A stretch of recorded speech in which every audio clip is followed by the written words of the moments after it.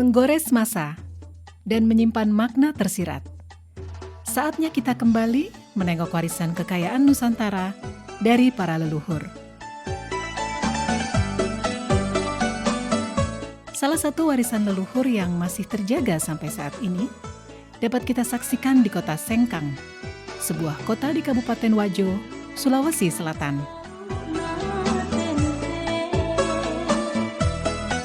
Secara sosiologis dan budaya, Kabupaten Wajo memiliki kekayaan budaya dan kekayaan alam yang menakjubkan.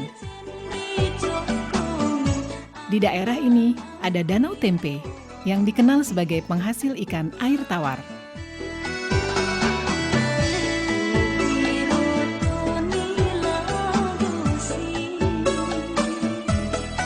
Danau Tempe terbentang laksana cermin raksasa di sisi barat kota Sengkang.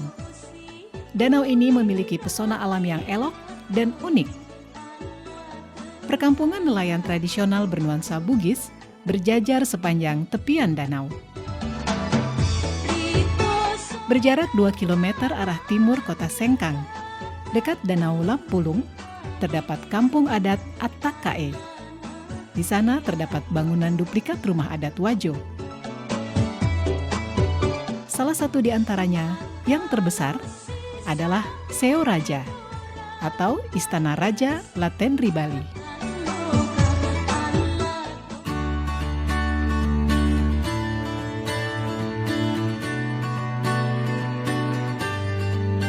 Ada yang khas dari masyarakat Bugis sebagai suku asli yang mendiami wilayah Kabupaten Wajo, yaitu keberadaan kain tenun sutra Sengkang.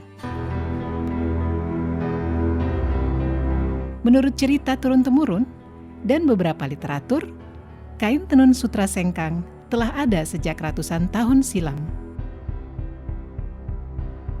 Pertama saya mengungkap sebuah naskah yang pernah saya baca, yaitu Lontrak Belawa. Di situ pertama kali saya temukan kata-kata sutra. Di situ antara perkawinan Anakaji dari Luwu dengan Iswari dari Mancapai. Di situ juga saya temukan kata-kata di dalam lontrak, kata-kata Sengkang. Lalu ini putri dari Mancapai dengan perkawinannya dengan Anakaji dari Luwu, maka diberikan kekuasaan di 4 daerah, yaitu Tempe, Singkang, Tampangi, dan Wage. Disitulah awalnya kita mengenal, sudah mulai kenal nama sutra. Tenun ini sudah ada sejak abad ke-14 di Kabupaten Wajo ini. Namun pada saat itu terbatas pada pembuatan untuk pemakaian sendiri, bukan untuk komoditi dagangan. Misalnya seseorang ingin melakukan hajatan pernikahan, terutama pada acara-acara pernikahan, itu biasanya anak-anak perempuan itu diminta atau disuruh oleh orang tuanya untuk menenun sarung, apakah untuk dipakai dia sendiri ataukah untuk orang tuanya. Itu sehingga belum terjadi di masyarakat sebagai suatu komoditi dagangan, tetapi hanya untuk pemakaian sendiri. Sejarah tentang tenun sutra Sengkang tidak dapat dipisahkan dari peran perempuan Bugis dalam keluarga. Orang tua suku Bugis di zaman dulu menjadikan tenun sutra sebagai salah satu cara dalam mendidik anak perempuan mereka. Budaya orang Bugis itu kan dulu kan kebanyakan petani. Nah, perempuannya nggak ada pekerjaan kalau lakinya sudah turun ke sawah. Nah, baran ini atau produksi kain sutra ini sudah membudaya, awalnya dari entah dari mana, akhirnya menjadi budaya tenung di daerah ini. Nah, dari situ orang tua selalu mewarisi ke anaknya. Jadi ada cerita bahwa orang Bugis itu, khususnya orang Wajo, kalau tidak pintar menenun, artinya belum sempurna lah. Kedua, ceritanya kalau ada orang luar yang meminang orang Bugis Wajo, dilihat dari hasil kerja tenunnya itu. Kalau memang hasil kerja tenunnya itu bagus, apa berarti orangnya sudah sempurna atau sudah ya boleh dikata cantik apa segala begitu. Jadi penilaiannya tergantung dari karyanya untuk yang penenun sutra ini tadi.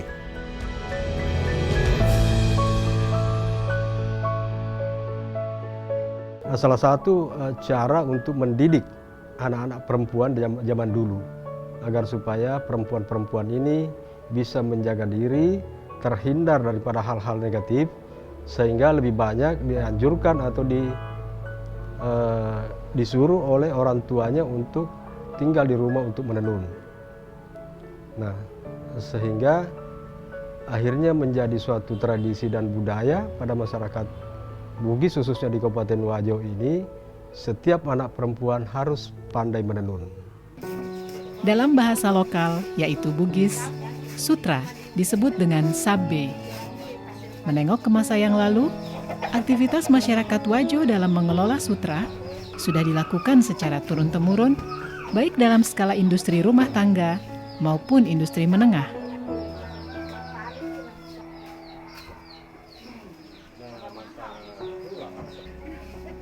Proses pembuatan kain sutra membutuhkan waktu yang cukup lama dan melibatkan sedikitnya 15 orang dalam satu kali tahapan pembuatan kain.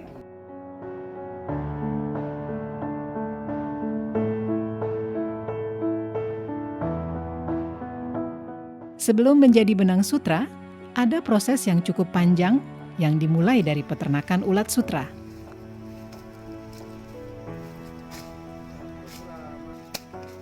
Proses ini mulai dari pemeliharaan ulat sutra, proses menjadi kokon, hingga akhirnya menjadi benang sutra yang siap ditenun menjadi sehelai kain. Kita dapat telur dari Verhutani sesuai dengan pesanan. Contoh ini tempat telurnya. Dan menetas, misalnya penetasan tanggal 1. Ini menetas baru 3 hari makan, dikasih makan dengan daun murbei. Ada memang khusus daun murbei itu.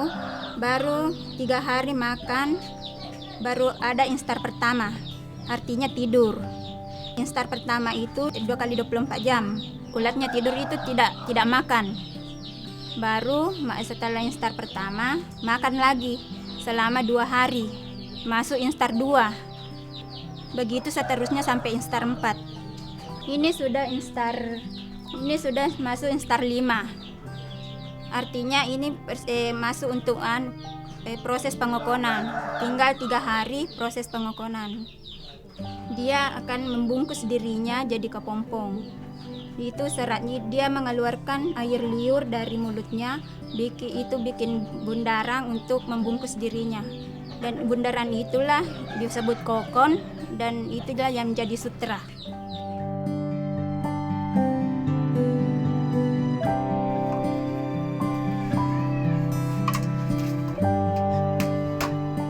Dalam proses pembuatan benang sutra menjadi kain sarung sutra, masyarakat pada umumnya masih menggunakan peralatan tenun tradisional, yaitu alat tenun gedogan atau masyarakat Sengkang menyebutnya alat tenun walida.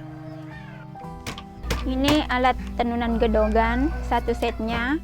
Ini pertama alat gulungan benang, baru ini alat penindis untuk menekan benang bawah, baru ini tali untuk alat pembantu untuk benang bawah. Ini sisir, alat untuk mengatur lusi. Ini juga walida, alat untuk merapatkan benang pakan. Ini teropong, alat untuk memasukkan benang pakan. Dan ini wakangang, alat untuk gulungan kain. Perkembangan teknologi yang datangnya dari tanah Jawa berpengaruh terhadap proses pembuatan tenun sutra di sekitar tahun 1950 dan membuat sebagian proses pembuatan dengan alat tenun gedogan beralih menjadi alat tenun bukan mesin.